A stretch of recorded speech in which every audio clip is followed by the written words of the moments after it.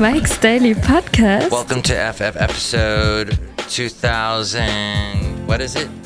2058? Man. Mike's Daily Podcast. I need a microphone that don't drive me crazy. Welcome to the show today. Burger Master. We're going to cover nothing, just so you know.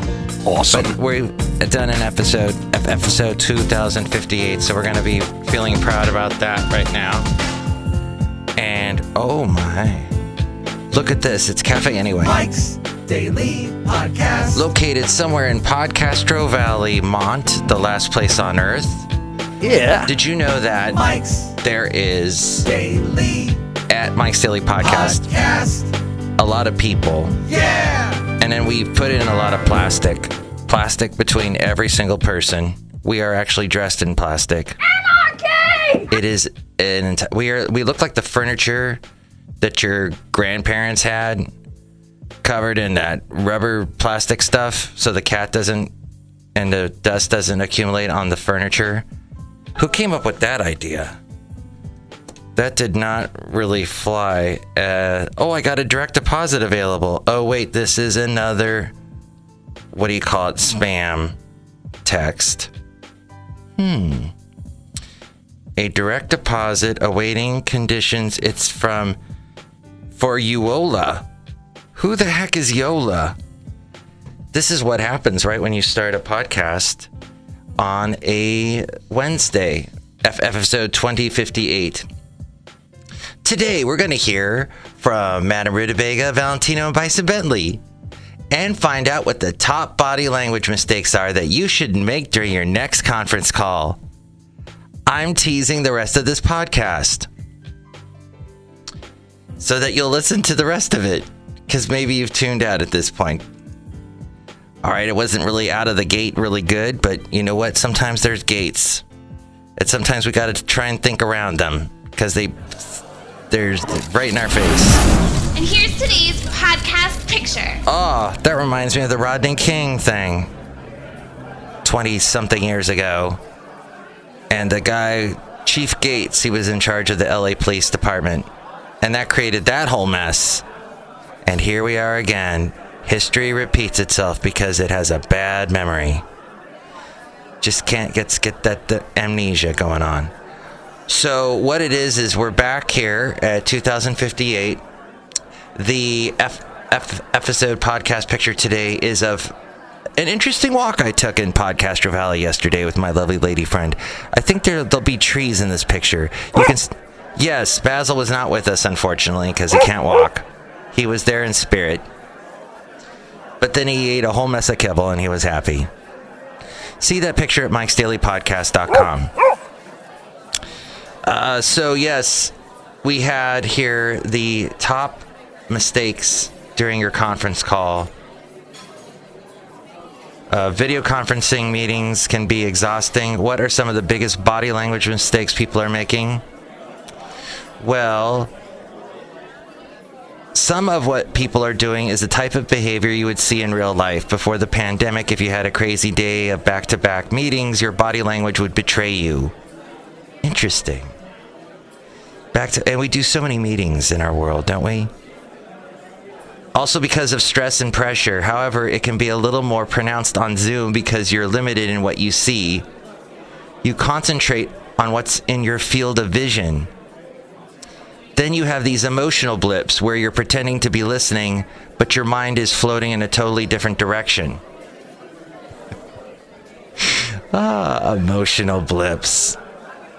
You're pretending to be listening, but your mind is floating. And people pick up on that. People see that.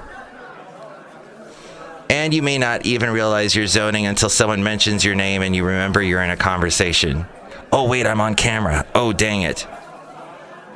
So real life, you're always on camera, but you can see when people aren't looking at you. So you can kind of, I guess I'll zone out for this moment. But then on the Zoom, they see you all the time. Or there could be tension in somebody's face. Their nose will twitch like they've smelled something disgusting, or their eyebrows might shift, which makes them look angry. And that betrays what you're trying to portray, betraying the portraying. Sometimes you'll turn your head a little bit at an angle, which makes it look like you're not paying attention. Does it?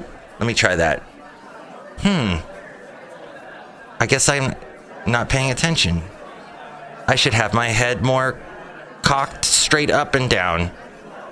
We only see ourselves when we're looking into a mirror. Are people more preoccupied with their own image because they're seeing themselves on screen with the zoom?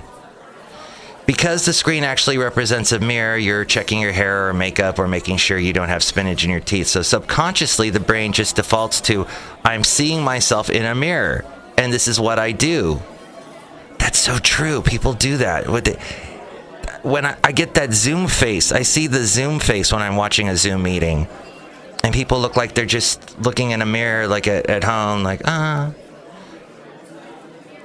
they're not recognizing that other people are watching them in that moment. So that's the problem with seeing yourself. I have often hidden that little screen of myself looking at the camera.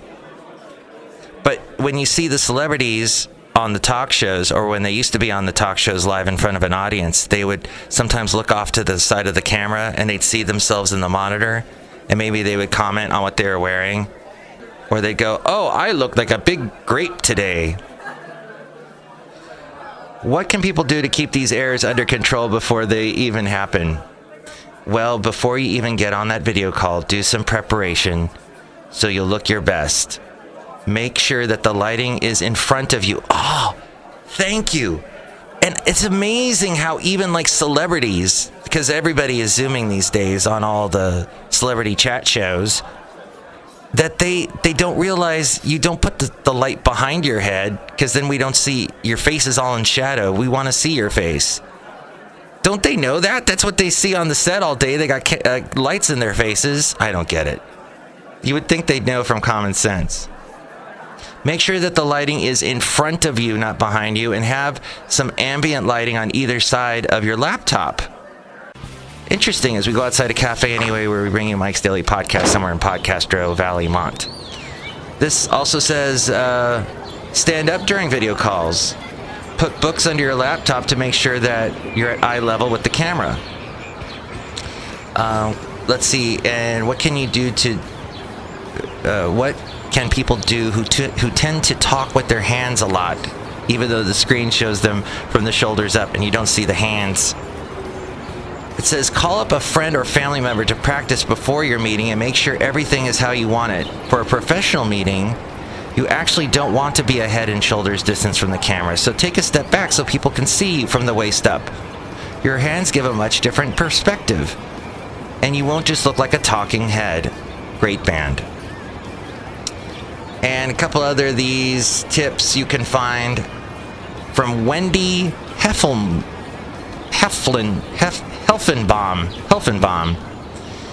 There you go. Okay. Outside a cafe anyway, let's say hi to some people. Hello, Michael Matthew. It's Madame Rootabega. Those are excellent tips. Oh, yes. Zoning out on camera. People do that. And, it says, in real life, we tend to like meetings that are 30 minutes or an hour long, but try to be more efficient and wrap it up within 20 minutes so people don't zoom out and get Zoom fatigue. They don't zone out and Zoom fatigue. When you have like a gallery of 10 or 20 people in front of you on a video call, make sure that whether you're doing it around a conference table or a Zoom call, show that you're listening and you're engaged by nodding your head and smiling periodically. Let's see. An in-person meeting, you wouldn't sneak a look at your phone or motion for your kid or dog to get out of the office or be quiet. But on a Zoom call, people try to multitask and end up looking very fidgety. That's true. Okay, so look who else is here right now. Hello there, Mike. This is Valentino, the parking attendant. And it's a Bison Bentley. Do it! Mike, next time we do this, can we do this in a Zoom call day? Yeah, Zoom call. Do you know that? No. Madam, do you want to do a Zoom call? Yes. Oh, really? Do you like the way you look on Zoom? Yes. Would you ever try Skype? No. Oh. Yeah. It's interesting. People are all about Zoom and not Skype, even though Skype seems to have been predated the Zoom. Everybody was Skyping at one point, but no, not anymore. And now there's something called Life Size. I hear that works pretty good. Next show, it'll be the wonderful Chely Shoehart, Floyd the Floorman, and John Deere the engineer. What do you think about any of the topics we crossed? We jumped over the gate with. You can call me 336MM Daily. 3 plus 3 equals 6. MM is in Mike Matthews. Daily isn't what this podcast will try to continue to be. Thank you for listening. Take it away, A-Frame. Mike's Daily Podcast is written and produced and performed by Mike Matthews. His podcast is super easy to find. Download or listen to his show and read his blog at mikesdailypodcast.com. Email Mike now at mikesdailypodcast@gmail.com. See you tomorrow. Bye!